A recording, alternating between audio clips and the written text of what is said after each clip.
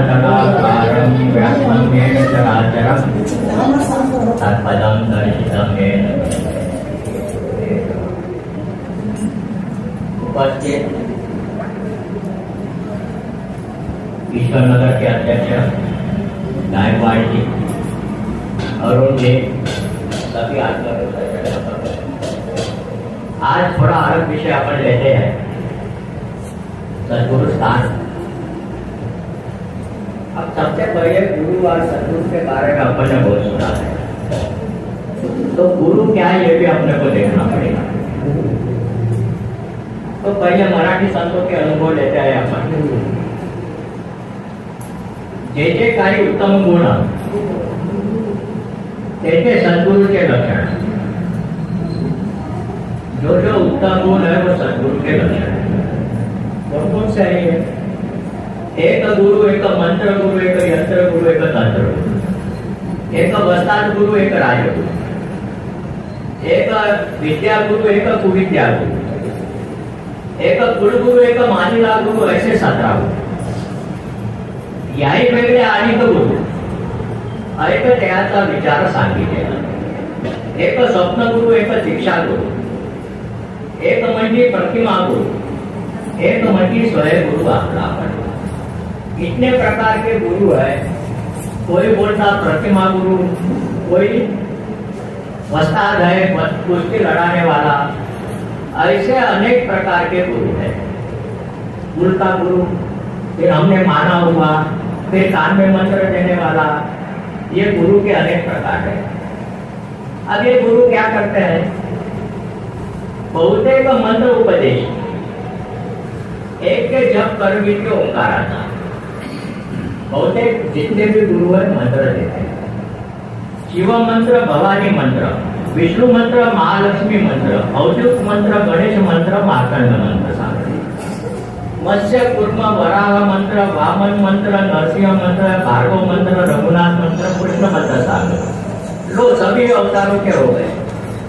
शेष मंत्र, गुरुड़ मंत्र, वायु मंत्र, वेताळ मंत्र, मार्कंड मंत्र, बहुधा मंत्र, किती म्हणून सांगत। अनेक प्रकार के मंत्र है। पाहून जाता पृथ्वीवरी देवाची गणना कोण करी, ऐसे सर्व मंत्र वैखरी था। जितने भी पृथ्वी के देव है सबके मंत्र ये बताते हैं। एक शिव शिव सांगती, एक हरि हरि म्हणून, एक विठ्ठल विठ्ठल म्हणून, एक म्हणती अच्युत अच्युत, एक म्हणती अनंत अनंत, एक म्हणती दत्त दत्त म्हणत। एक सांगती सगुण, एक निरोपती निर्गुण, एक सांगती तीर्थाटना फिरते म्हणून। सगुण है, कोई निर्गुण है, कोई बोलता चारों धाम की यात्रा करो, इसके सिवा कुछ नहीं है। ऐसे नाना परिचय मंत्री उपदेश की कर्ण पात्री, जप ध्यान पूजा यंत्री विधान युक्त साधन, बड़े सिस्टमैटिक पद्धति से बताते। ऐसा नहीं है उनकी पूजा करो, ये करो, वो करो, उसके बाद में फिर वो कहीं मंत्र आपको है ना। जवते ज्ञान नाही प्रांजळ, तो वरी सर्व काही निर्फळ, ज्ञाने बिना तळमळ जाणार। जब तक ये ज्ञान नहीं मिलेगा तब तक ये ऐसे आदमी सोचता रहेगा। अब ज्ञान म्हणता वाटे ब्रह्म, अब ज्ञान बोले तो वही ब्रह्म हो गया है। काय रे बा असेल वर्म, म्हणून अनुक्रम सांगितलेला। अब ज्ञान की भी व्याख्या सुन लो। भूत भविष्य वर्तमान याची म्हणजे ज्ञान, परंतु ज्ञानाचे लक्षण। कोई बोलते भविष्य बताता है, कोई बोलता तुम्हारा भूत बताता है। नाना मनुष्यांच्या परीक्षा, नाना वनितांच्या परीक्षा, नाना नरांची परीक्षा हे ज्ञान नव्हे। नाना पाषाण परीक्षा, नाना काष्टांची परीक्षा, नाना वाद्यांची परीक्षा हे ज्ञान नव्हे, है ना। हे नाना पशूंची परीक्षा, नाना पक्ष्यांची परीक्षा हे ज्ञान नव्हे। जाणावे दुसऱ्याचे जीवीचे हे ज्ञान वाटे साचे, परंतु आत्मज्ञानाचे लक्षण आहे। नाना बीजांच्या परीक्षा, नाना अंकुर परीक्षा, नाना रसांच्या परीक्षा हे ज्ञान नव्हे। अब ज्ञान के सब उन्होंने ले लिए। नाना नाण्यांची परीक्षा, नाना धातूंची परीक्षा, नाना रत्नांची परीक्षा हे ज्ञान नव्हे। कौन सा हीरा है कि क्या है उसकी पहचान बहुत बड़ा ज्ञानी है, वो ज्ञानी नहीं है। ऐसे ज्ञान के अनेक प्रकार बता के आखिर में रामदास स्वामी बताते हैं ज्ञान म्हणजे आत्मज्ञान, पाहावे आपणासी आपण, क्या नाम है ना। जो दिख रहा है वो मैं हूँ, ये जानना ज्ञान है। इसके सिवा बाकी जितना भी है दुनिया में, ये तो लिस्ट बहुत लंबी है, मगर वो सब अज्ञानी है। अब ये तो हो गया गुणों में जो फंसे हुए हैं उनके बारे में हमने। अब है गुणातीत, क्योंकि गुणातीत हुए भी घर दिव्य दृष्टि का अनुभव ध्यान में नहीं आ सकता, चाहे वो गुणातीत हो और आगे की इसमें हो, मगर जितने भी विज्ञानी है ये समझ लेना वो गुणातीत है, क्योंकि बाकी तो सब गुणों में फंसे है ना, अलग अलग गुण सभी तो फंसे हैं इसमें। तो यहाँ बैठे हुए सभी गुणातीत है, ये ध्यान में रखो। अब इसके बारे में आनंद चैतन्य जी ने एक नक्शा बनाया है जो समझ लेना मेरे को लगता बड़ा जरूरी है। इसमें मुख्य बातें अपन देखते आ रहे बैठे। माइक नजदीक करो, माइक जो आगे बढ़ाओ, खड़े हो रहे हैं लोग, खड़े होने देते। हेलो, अब पहली बात तो यह है वस्तु अवाच्य, ठीक है, उसका निश्चय भाव लक्ष्य दृश्य से होगा। वस्तु, उसका प्रकाश और प्रकाश करने वाला व्यक्ति सत्य इस प्रकार से होगा। अब ये व्यक्ति के उत्क्रांत और अनुक्रांत भावानुसार हम उसको ग्रहण करेंगे। तो उत्क्रांत होगा वो ज्यादा प्रकाश मिलेगा, बाकी को कम प्रकाश मिलेगा। निश्चय की अवस्था ये स्थूल सूक्ष्म अपन इसमें देखेंगे। अनुभव वस्तु में नहीं, जैसे बतासे अपने सामने रखते तो वस्तु कोई अनुभव नहीं दे रही है ना। अनुभव वो तेरा सद्गुरु के अनुभव से हम हमारे जितनी भी बुद्धि उसको ग्रहण कर रहे हैं। अंतिम अवस्था में व्यक्ति सद्गुरु अधिष्ठान नहीं सत्वस्तु है। अंतिम अवस्था में व्यक्ति अधिष्ठान कभी भी नहीं हो सकता है, मगर प्रथम प्रकाश देने वाला जो भी है वो हमको प्रिय है। जैसे कि मैं पहली क्लास में गया तो मेरे को किसी ने ज्ञान दिया, फिर कॉलेज में गया तो पहले गुरु का ज्ञान अब कोई जरूरी नहीं है, मगर वो ज्ञान मेरे को मिला, ये सबसे बड़ी बात है, ठीक है ना। तो वो भी हमारे लिए आदर के पात्र है। मगर जो ऐसा जैसा हमको गुरु मिलेगा वैसे वैसे हमको सद्गुरु स्थान भी बदलते जाएंगे। तो जो एक व्यक्ति में सद्गुरु मानते हैं, आनंद चैतन्य जी बोलते वो ब्रह्म में है।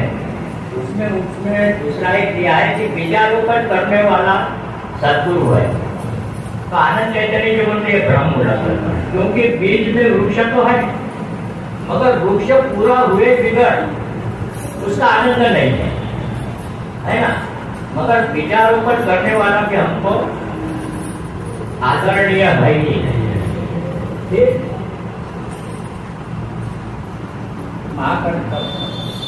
है। अब इसमें दूसरा क्या है कि सेवा राज्य शक्ति की होगी, राजा की नहीं। सद्गुरु जैसा जैसा प्रकाश पड़ेगा, बीजारोपण पहले जिसने ज्ञान दिया उससे अगर हमको दूसरे से ज्यादा ज्ञान मिला, उससे फिर और तीसरे से ज्यादा ज्ञान मिला, तो सेवा किसकी करता है? विश्व रूप की सेवा करता है ना। व्यक्ति की पूजा नहीं हो सकती है, जो कल्पना है वो गलत है, क्योंकि सेवा राज्य शक्ति की होगी, व्यक्ति की नहीं हो सकती। अच्छा, ये तो अपन छोड़ देते हैं। तो अब अपन देखते हैं अनिष्ट सद्गुरु स्थान। अनिष्ट, इष्ट, परमिष्ट, ये अलग अलग डेफिनेशन है सद्गुरु स्थान। अब इसमें जो है ना सत्वदशा, रजदशा और तमदशा, ये पहले स्टेज का हो या आखिरी की स्टेज का हो, ये 25% तो तमोगुण उसमें नहीं है ना। तो ये गुण व्यक्तित्व में भी दिखेंगे और सत्गुण में भी दिखेंगे। जैसे कि तम दिशा में स्थूल गुरुत्व रहेगा, इसमें कायिक आकर्षण रहेगा। कायिक यानी शरीर का आकर्षण। जैसे इन्होंने मेरे को ज्ञान दिया है, उसके बारे में शारीरिक आकर्षण, कैसे दिखते हैं, कैसे क्या करते हैं, वो भगवा पहनते तो मैं भी भगवा पहन लूँ। हाँ, ये जो वो दागी रखते तो मैं भी दागी रख लूँ, ये कायिक। मगर ये अवतार तक ये जाता है। अगर आपने भगवान का चरित्र पढ़ा होगा, उसमें भगवान कैसे दिखते थे ये भी वर्णन है। गोरे थे, नासिका सरल थी, चलते बहुत फास्ट थे, आंखें उनकी हरदम ये होती थी, ये आकर्षण रहता ही है उस अवस्था तक जाने के बाद में। ठीक है। फिर इसमें दूसरा है रजदशा। अब इसमें वाचिक आकर्षण रहता है। वाचिक आकर्षण यानी वो कैसा बोलता है, तो कोई भी बहुत अच्छा बोलता है हमारे, तो अब बाकी भी इसमें सभी आते हैं। मगर वो भगवान के बारे में भी यह है कि भगवान का आवाज कैसा था। चरित्र में हम देखते हैं कि जैसे मंदिर में आवाज घूमता है, वैसे भगवान का आवाज था, वो उनका आवाज अलग था भगवान का। तो ये वाचिक आकर्षण तो है, और हमारा जो है तो वो भी हमको प्रिय ही है। हमारे सत्पुरुष जो बोलते हैं तो वाचिक आकर्षण पहले स्टेज से तो आखिरी स्टेज तक हरदम रहेगा ही। फिर ये है सत्वदशा, मानसिक आकर्षण। अभी अंतःकरण के भाव है, मानसिक वो क्या ज्ञान देता है, उसके बारे में हमारे विचार जैसे रहेंगे वैसे। अब इसमें अपन देखते हैं अनिष्ट सत्पुरुष स्थान। इसमें स्थूल गुरुत्व रहने वाला विशेष प्रकार प्राप्ति का अनिच्छावान। तो विशेष प्रकार की कोई इच्छा नहीं है उसमें, अनिच्छावान। हमको ज्ञान मिल गया हो गया, हमको तो पता चल गया विश्व परमात्मा ज्यादा जानने की कोई जरूरी नहीं है। फिर कोई बोलता अगले जन्म में देखेंगे, इस जन्म में इतना जाना बहुत हो गया, तो अनिष्ठावान है वो, उसको कोई जरूरी नहीं आगे बढ़ने की। तो ये सब है अनिष्ट सत्पुरुष स्थान। इसमें अब ये स्थान कार्य तथा व्यक्ति आचार, इसमें है परोक्ष, अपरोक्ष, परोक्ष आदि। जो ज्ञान है ना, ये अपन अपरोक्ष वगैरह सब बोलते, मगर वस्तु जो है वो परोक्ष अपरोक्ष के अतिथि होती है। ये एक ज्ञान ग्रंथ की बात है। अब अपरोक्ष ये अपन ने देखा स्थूल गुणातीत है ये। अब इसमें ये एक बार समझ में आया कि आगे का बड़ा आसान है, समझ है। यहाँ स्थूल गुरुत्व है, इसमें ये स्थूल गुणातीत है। जिसको प्राप्त होगा वो गुणातीत है, ये सब पक्का समझ लो। उसके सिवा दिव्य दृष्टि ध्यान में आती नहीं। अब इसके आगे जाएगा वो सूक्ष्म गुणातीत, कारण गुणातीत और अवतार तो फिर गुणातीत रहेंगे। इसमें स्थूल में का कारण गुरुत्व, सूक्ष्म में का कारण गुरुत्व, कारण में का कारण गुरुत्व और महाकारण में का महाकारण। महाकारण तो वस्तु नहीं, कोई उसमें प्रश्न नहीं है। अब ये जो नकाशा है, ये मेरे हिसाब से जब तक हम खुद पढ़ते नहीं और उसका एक्सप्लेनेशन जब तक हमको ध्यान में नहीं आता, तो ऐसा है कि हर एक ने ये नकाशा, क्योंकि सद्गुरु स्थान परमेष्टि सद्गुरु स्थान जब हम बोलते हैं सद्गुरु, ये हमारे सद्गुरु है, वो हमारे सद्गुरु है, तो ये नकाशा पढ़ने के बाद में, थोड़ा इसका अभ्यास करने के बाद में जो कुछ मन में अलग अलग विचार है, ये सब दूर होके वस्तुता क्या इसका ध्यान में आएगा। अब इसमें क्या है, विशेष प्रकाश प्राप्ति की इच्छा। अब इसको इच्छा होगी, अब यहाँ तो इच्छा ही नहीं थी, इसमें उसको इच्छा हो रही कि मैं ये सब जानूं, और वो दृष्टि से वो अभ्यास करेगा। फिर अहंकार संयुक्त बुद्धि प्रदान भाव आएगा, उसके आगे के स्टेज। अहंकार तो ग्रहण करने वाला अहंकार ही है, और बुद्धि का विशेष प्रकार प्राप्ति के हेतु आत्मसमर्पित है, यानी उसके सर्व कर्म उस दृष्टि से हो।